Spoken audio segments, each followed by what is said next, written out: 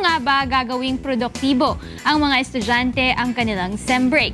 Ano ang mga maaari nilang pagkakitaan upang kahit walang allowance ay may pera silang nahahawakan? Yan ang ating aalamin kasama ang ating resident financial advisor na si Ninang Risa.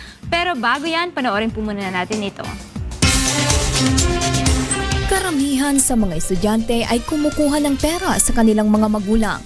Kaya naman, kasabay ng pagdating ng bakasyon ay pagtigil na rin ng pagtanggap sa allowance. Ngayong SEM break na ng mga estudyante, ating alamin ano-ano nga ba ang maaari nilang mapagkakitaan. Papaano sila magkakaroon ng pera nang hindi humihingi ng allowance sa kanilang mga magulang. Ang mga kasagutan diyan ang ating tutunghayan kasama ang ating resident financial advisor na si Ninang Risa. Dito lang yan sa Ikonsulta Mo. Ayan, kasama natin this morning ating financial advisor. Good morning, Ninang! Good morning, Yan, ngayong Lina. SEM break, walang mga sweldo or mga allowances ang ating mga estudyante. So, paano po kaya sila magkakaroon ng small na negosyo o pagkakakitaan nila? Marami tayong pwedeng gawin para kumita ngayong summer. Sa lahat ng mga estudyante, sana wag na tayong humingi ng allowance sa mga magulang natin at ngayon natin i-try na maging independent tayo. So, para tayo maging independent, kailangan kumita tayo ng sarili natin. Maghanap tayo ng mga pagkakakitaan. Ano po ba yung swak na negosyo para sa mga estudyante? Kasi syempre, konti lang yung time nila pag SEM break, di ba? Ano yung pwede nilang itayong business na madaling pagkakitaan? Ang isang magandang hindi naman business o yung pagkakakitaan, pwede tayong yung mga events, yung mag-host ng mga events, or yung kayo ang parang events planner, coordinator, yung mga ganyan. Pwede rin naman tayo yung mga arts and crafts, yung paggagawa ng jewelry, paggagawa ng mga iba pang mga accessories sa katawan. Then, pwede rin naman tayo kung mag-apply tayo dun sa mga fast food chain, mga Jollibee, wag nating ikakahiya ang mga ganong trabaho. O yung mga iba pang fast food chains. Madali yan nag-accept sila ng mga estudyante pag summer. Pero ang gusto kong sabihin sa inyong lahat sa mga estudyante, gamitin natin tong summer na kapaki-pakinabang. Ang ibig sabihin, hindi lang yung ang hagad natin ay kumita kaagad, no? Ang pagkita kasi ay hindi lang naman yung ngayon, kumita ka ng pera, tapos na. Gamitin natin to para maghanda tayo, mag-aral tayo nung mga kakayahan. Kunyari, mahilig tayo sa mga pagsusulat. So, pumasok tayo dun sa mga workshop, training ng pagsusulat kasi yon maganda ring pagkakitaan.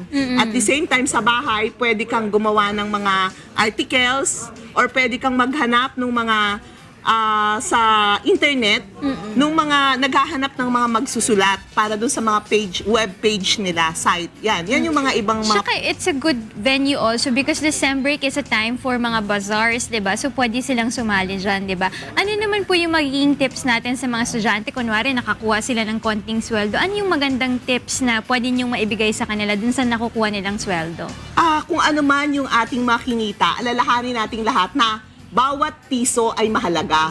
So, importante na pag nagsisimula tayo, iipunin natin yung mga kinita natin at para sa susunod, magagamit natin itong pangkapital o pangpuhunan.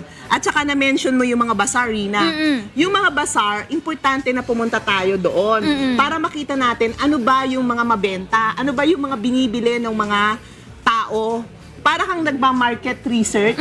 Like for example, this coming Friday to Sunday, pwede tayong pumunta dun sa Habing Filipino. Nandun po sa Glorieta Center, yung mga weave na nanggagaling sa iba't ibang fabric na indigenous na nanggagaling sa iba't ibang regions dito sa Pilipinas, yung mga galing sa Ilocos, mga Inabel, yung galing sa Mindanao at sa marami pa pong ibang dito sa Kapuluan sa Pilipinas. So, itangkilikin din natin doon sa mga nagninegosyo. Alalahanin din natin na tayo po ay Pilipino, so i-promote din natin yung mga produktong Pilipino at kung maaari, yun po ang ating gawing mga negosyo at hindi lang pagpo-promote ng produktong Pilipino, kundi para rin ba yung pong matulungan natin, yung ating mga kababayan na mahihirap na nandun sa mga probinsya, yung mga weavers natin, yung mga nagagawa ng mga banig, Opo. mga iba pang produktong Pilipino. Yan. Aside sa pag-promote ng mga Filipino products, ano-ano pa po yung mga virtues na matututunan ng ating mga estudyante kapag sila ay merong pinagkakakitaan tuwing sem break?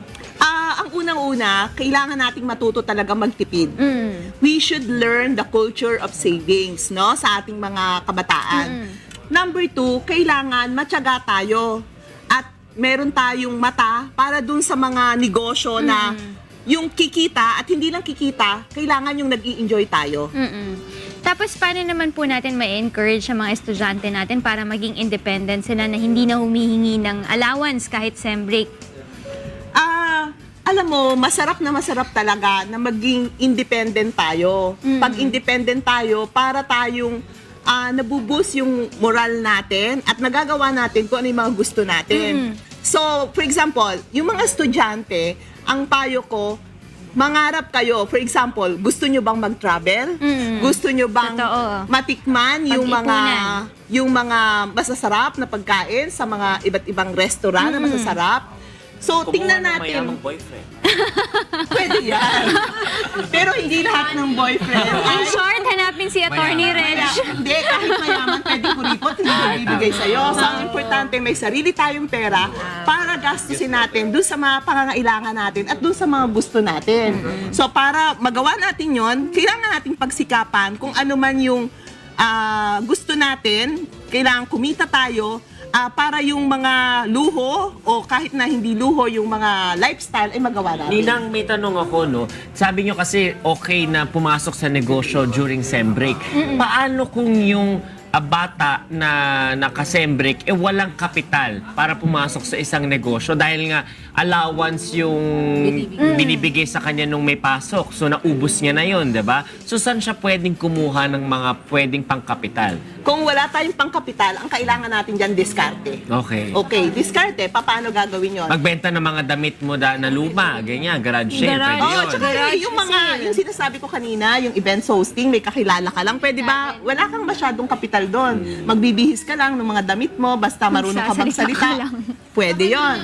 Kung may talent ka, di ba, pwede mong gawin yan as your business. Kung magaling ka kumanta, pwede kang magturo. Oo, pwede.